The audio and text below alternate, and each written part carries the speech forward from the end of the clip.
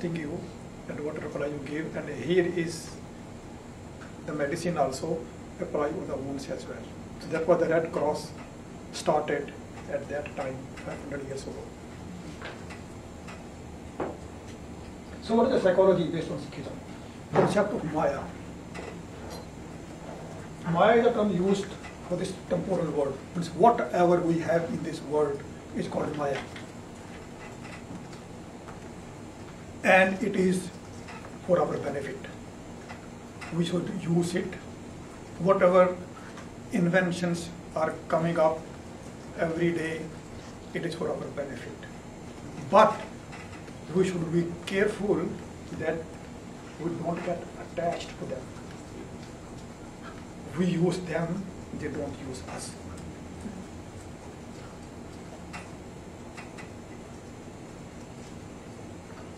Why I'm saying it is real, that in Hinduism it is called, it is an illusion. This word is an illusion, but we think that it's not an illusion, it's a real thing.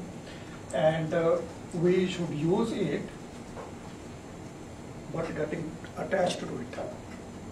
When we always thinking about how to acquire a better laptop, how to acquire a better car, how to acquire a better TV, how to acquire a better this thing, when mind is always on that, that means we are not using it.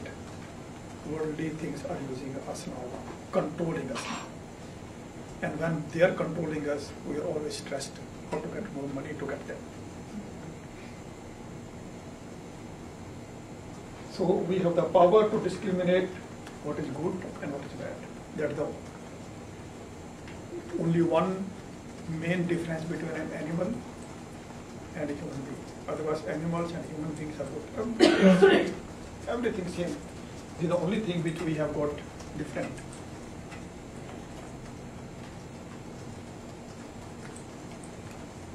We should live in this world, of these worldly attachments, of this Maya, like a lotus flower. Lotus flower lives in the water, gets the nutrition from the water, but doesn't get wet from the water, but it gives its fragrance around. In contrary, there is a frog which lives in the same water, only eats insects, gets wet with the water, comes out, doesn't give fragrance. People say, get away from the frog. So we should live like a. So the spirit of the human being is raised with the belief that one is not a helpless creature but a responsible being having a will of one's own. And we can change our destiny. We are not born with a destiny, we can make our own destiny.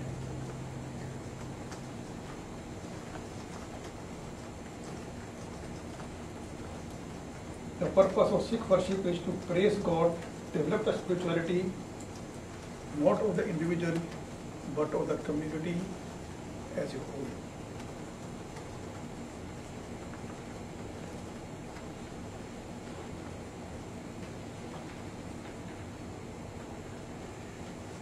There are 5 evils in Sikhism, and these evils are same for everyone, for every human being.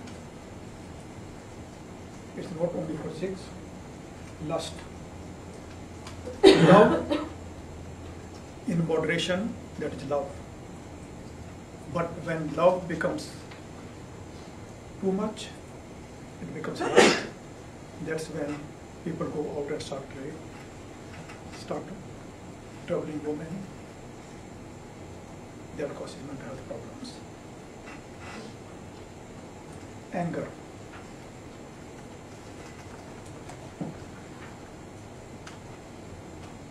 Greed. I need everything. I need this camera. I need this car because I came. I need this laptop because I am giving you a presentation. These are the needs. But when they become too much, all the time thinking about them, trying to acquire more and more and more, that's called greed. that affects your mental health. Attachment. You love your boyfriend, you love your girlfriend, you love your wife, you love your children. It's okay. Nothing wrong in that. But when it becomes a possession, that you're all the time thinking about that,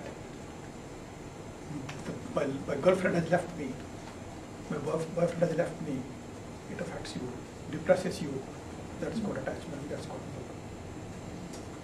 It should affect you for a little while, then life has to go on. But if it doesn't, that means you're too much attached to these things and it affects your mental health. Moderation. Moderation is the word. Pride. When I'm talking about my girlfriend left me or my boyfriend left me, what happens? It is the pride which is getting affected. My pride. How come she do this to me? The ego. And when ego is, in fact, in Sikhism, I'll come to that. Egoism is the gravest illness in this world. Every problem starts with egoism. So, all these things should be in moderation. So, what is spiritual liberation? Here it's I'm coming. Home is the word which we use. Pride, ego is the word otherwise, and it is the gravest disease according to Sikhism. Now, I'm talking about Sikhism, but it comes up for everybody, irrespective of the religion you believe in. You know, everything starts with the ego. So ego affects our positive relations. Ego bound is always stressed.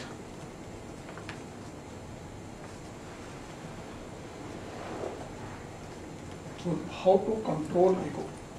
We can control ego, we can control everything. Humility is a weapon.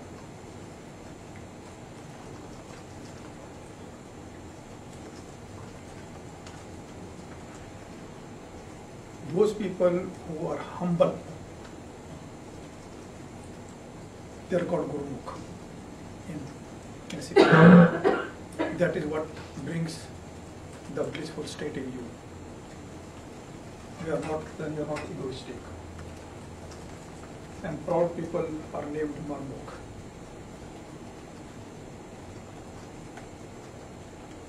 So what is true humility? Living with love, God immersed, contented, free of arrogant pride and ego, performing pious deeds, kind, merciful, modest, free of sinful mistakes, untouched by sorrows and pains of material life. You don't have to be Sikh to acquire this. And this is one which will bring spirituality out of you, and this is what will bring blissful state.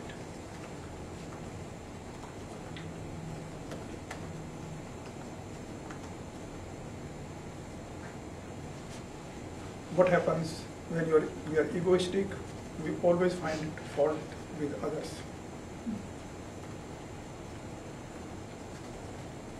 My girlfriend left me, she is bad. We don't say that maybe there was some mistake with me. That's what she left me. I don't look at myself.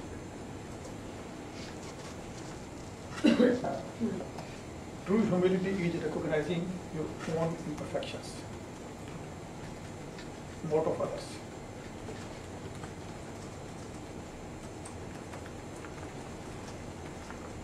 Now, humility does not mean that anybody can come and slap me and go away.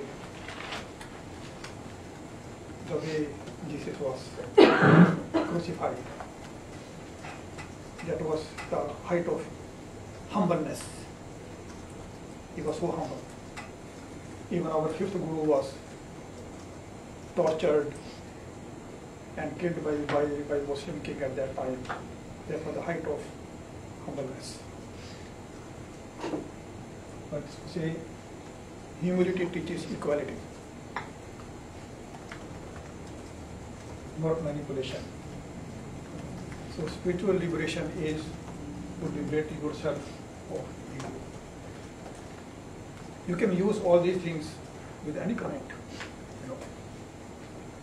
That's why spirituality is the one which you can use with anybody, irrespective of the religion they belong to. So there were 5 evils, and I'm going to tell you about 5 virtues. Truthful life.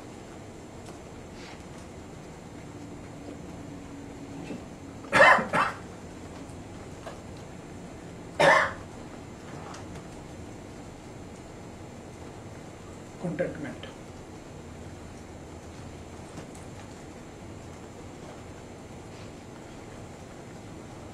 That does not mean that you should not try to get more. You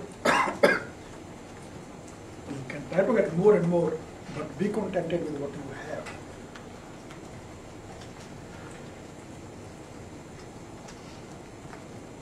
Patience. We have more patience in today's life. We start from home with coffee in one hand and the sandwich in the other hand and driving the car.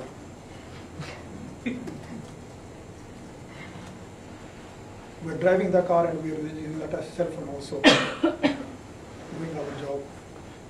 People have no patience. Faith. Here I have written in Guru's teachings, but faith in any commandments.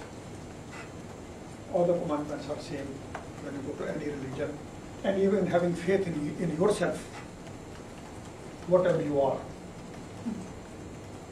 and compassion.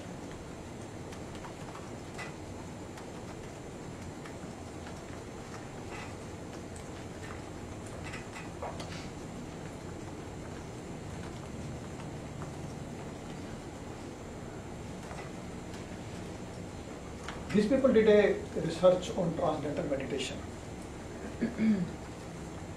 What they found that alpha wave activity in the EEG, showing the tranquility of mind, decrease in the heart rate, decrease in the oxygen consumption, and diminished effects of stress-related hormones. And nowadays, there's a lot of different type of meditations being done. But in Sikhism, we do not believe in the control of these involuntary body functions. Because if I do meditation now for half an hour, those things are happening only at that 20 minutes time during my meditation time. Only for 20 minutes. But what we believe in is that meditation is every moment of your life as a truthful spiritual being. Then that means you are using less oxygen all the time. Your stress-related hormones are less all the time. And in this one achieves a super conscious blissful state in which we are close to God or one with God. That is called the blissful state.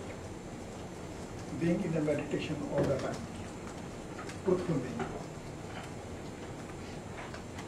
I read this book, Timeless Healing by Benson, and he says that those people who go beyond meditation into the realm of spirituality report that they sense closeness to God while meditating, and such people have better health and more rapid recoveries.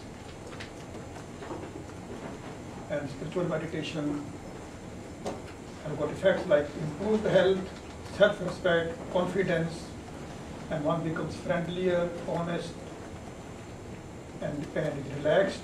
And for your work-related things, you can take better decisions, more clarity in your work, and the work becomes enjoyable.